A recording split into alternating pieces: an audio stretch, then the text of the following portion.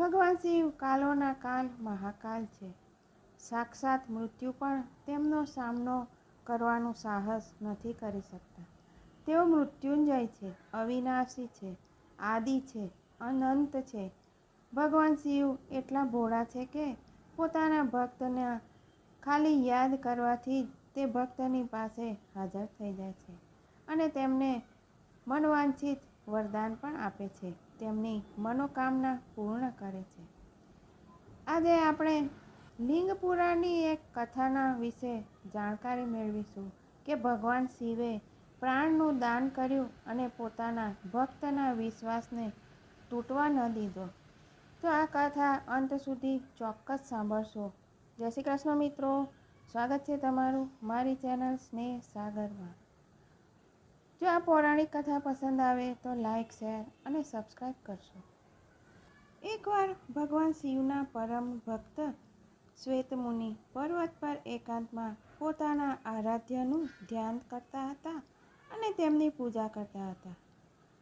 તેઓ કહેતા કે મૃત્યુ તેમનું શું બગાડી શકવાની છે, તેમણે તો સાક્ષાત મહાકાલની શરણ લીધેલી છે.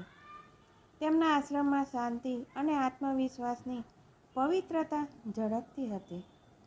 તેમનામાં આત્મવિશ્વાસ પણ એટલો જ હતો અને તેના કારણે પવિત્રતા પણ એટલી જ હતી. તેમના તપના બળને કારણે તેમનો આશ્રમ દિવ્યમાન લાગતો હતો. શ્વેતમુનિ પોતાના જીવનકાળના અંતિમ પડાવ પર હતા. તેઓ મૃત્યુથી નીડર થઈને રુદ્રનો અધ્યાયનો પાઠ કરતા હતા. તેમના જીવનના અંતિમ શ્વાસ ચાલી રહ્યા હતા. અચાનક તેઓ ચોંકી ગયા, કારણ કે તેમની સમક્ષ એક વિકરાળ આકૃતિ ઊભી હતી. આખું શરીર કાળું હતું અને કાળા વસ્ત્રો ધારણ કર્યા હતા. શ્વેતમુનિએ પોતાના આશ્રમના શિવલિંગને કરુણામયી દ્રષ્ટિથી જોઈને કહ્યું, ઓમ નમઃ શિવાય મંત્રનો ઉચ્ચાર કરવા લાગ્યા. તેમણે શિવલિંગને સ્પર્શ કર્યો અને વિકરાળ આકૃતિને પૂછી લીધું કે તમે આ પવિત્ર આશ્રમને અપવિત્ર કરવાની હિંમત કેવી રીતે કરી શકો? આશ્રમને તો ભગવાન શિવની કૃપાથી અભય આશીષ મળ્યા છે. અને તેમણે ફરીથી શિવલિંગનો સ્પર્શ કર્યો.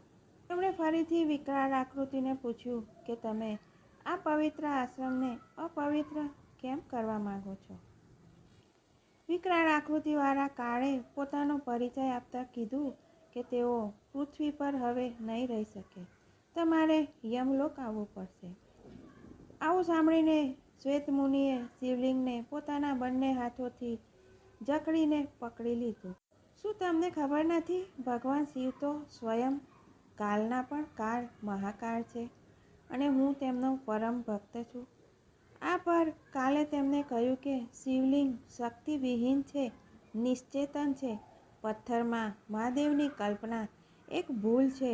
કાળે શ્વેતમુનિને પાસમાં બાંધી લીધા. શ્વેતમુનિએ કહ્યું કે તમારી ભૂલ છે, મહાદેવ તો કણ કણમાં વ્યાપેલા છે.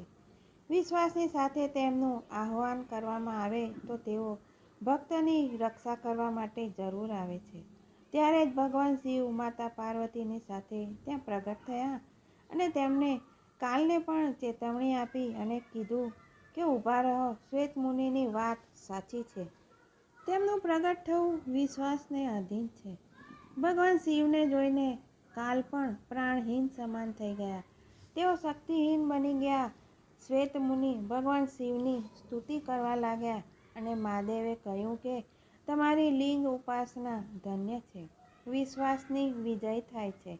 નંદીના નિવેદન પર મહાકાલ શિવે કાલને પ્રાણ દાનમાં આપી દીધા અને ત્યાંથી અંતર્ધ્યાન થઈ ગયા.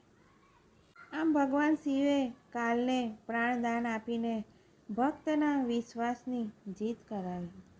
જય શ્રી કૃષ્ણ મિત્રો, ફરી મળીશું આવી રસપ્રદ વાતો સાથે.